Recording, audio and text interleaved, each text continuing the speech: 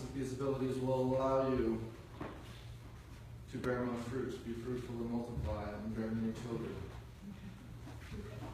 I know perhaps you may require a little motivation to this end.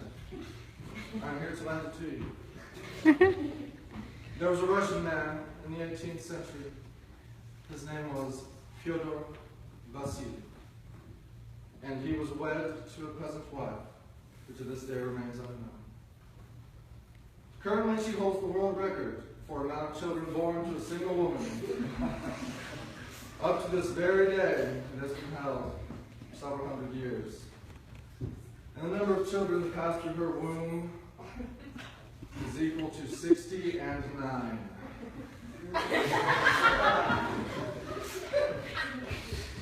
So, good luck with that.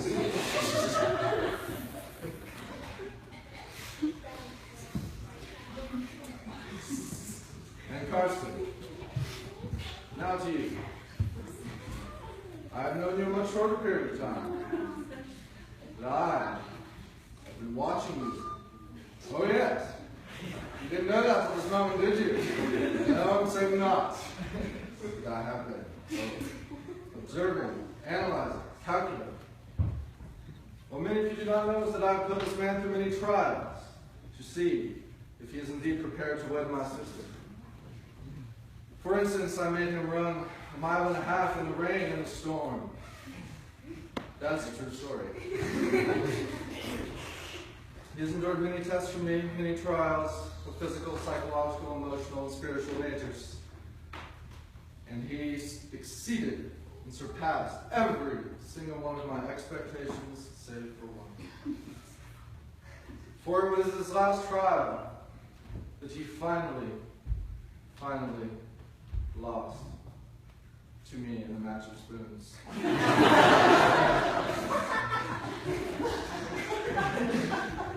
None of us is a perfect human being.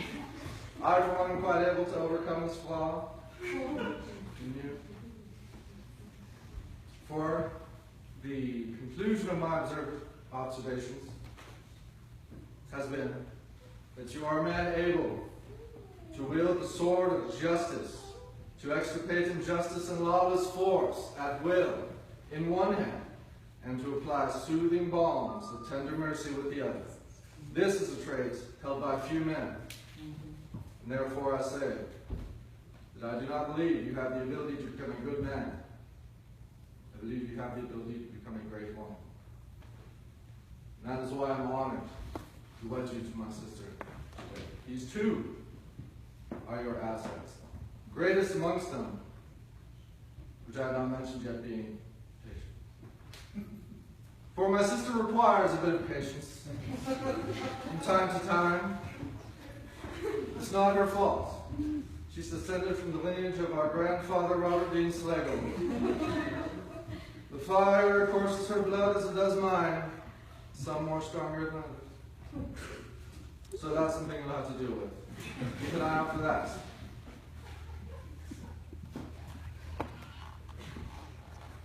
And now brings me to my first charge to the both of you, that you use these assets.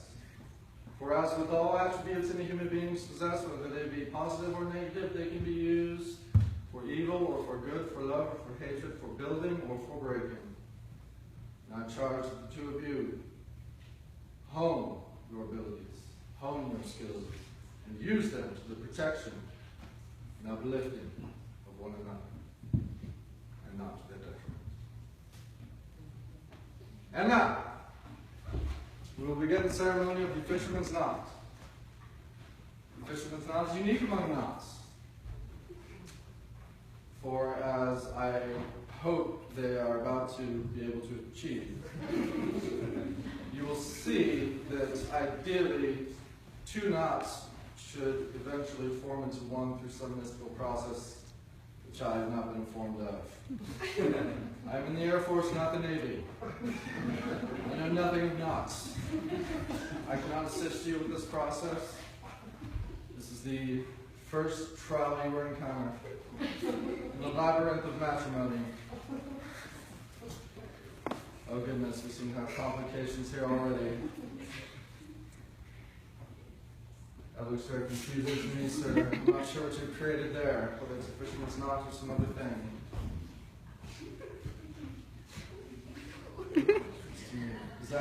Is it complete, the fisherman's knot? Very good. My trust in you was not held amiss. As I was saying, the fisherman's knot, as you can see, begins as 2 knots.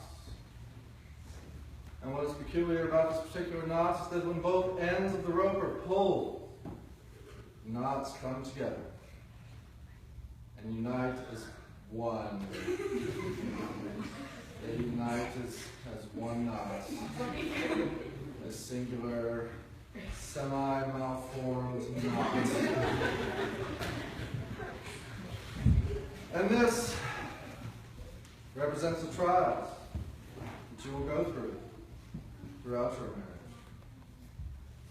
You must remember that everything that you encounter together, whether it be a blessing or a curse, you must face it together, and each one of those moments represents an opportunity for you to either draw closer together or draw farther apart. That choice you will have to make continually, every day. And this concludes my second charge to you. You've already forgotten the first, haven't you? I can see it in your eyes. Don't answer that question. I don't want you to lie to an ordained minister on the first day of your wedding.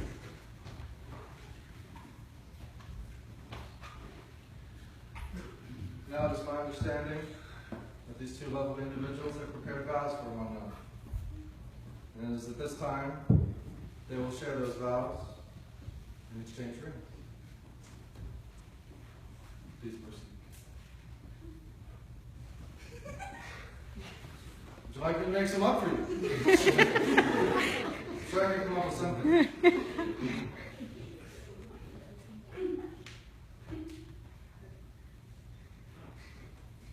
I assume she intends to treasure you and love you. That would be my assumption. It's only an assumption.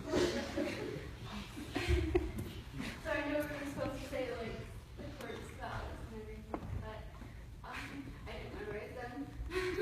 So we're not going to do that this time. But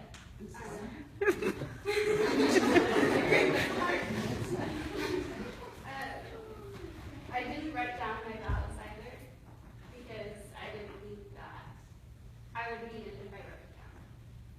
Because then when you write things down, it's just like, oh, well maybe that'll fit, maybe it won't. But I didn't think that we would ever really make it to this spot. But I'm definitely happy that we did. And I know that with life comes challenges, but comes adventure too. And I know that I will be by your side, whether it's up or down. Whether you need me in the front to protect you, or if you need me to watch your back, or to be by each side, whichever you need. And I promise that your sorrows will be my sorrows.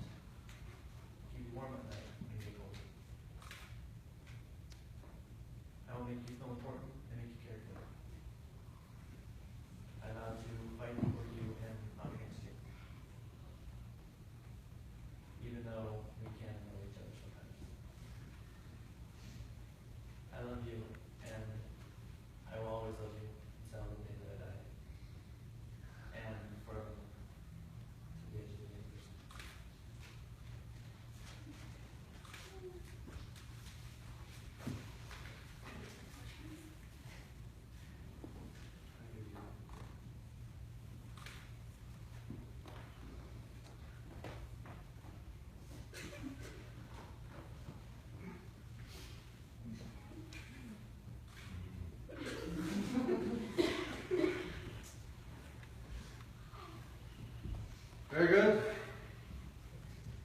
I remind you now, that words are easily spoken, and actions are not easily executed.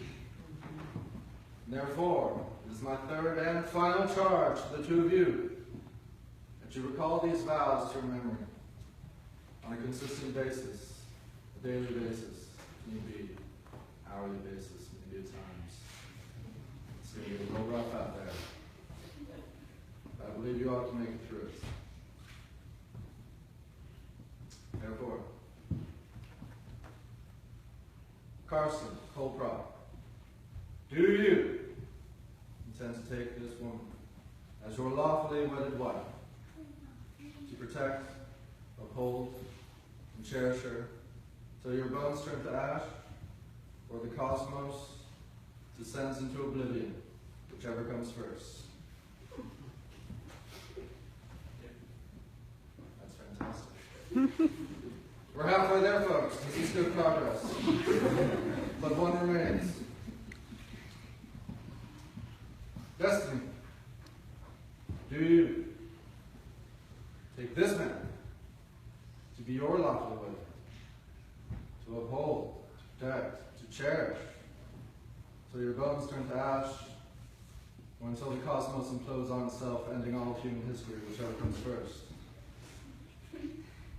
Yes, I do. Fantastic. Finally, should there be any objections to the union of these two individuals, keep it to yourself and forever hold your peace. Because I am pressing on regardless. Therefore, it brings me great joy to say that at 13:01 p.m. in the year 2016, on the first day of August, by the power invested in me by Almighty God, from now, hereafter, forevermore, irrevocably, indisputably, undeniably, that you, Carson, and you, Destiny, shall forever be known as husband and wife. Good sir, if it is your intention to do so, now represents your primary opportunity to kiss your bride, and I vehemently recommend you take full advantage of it.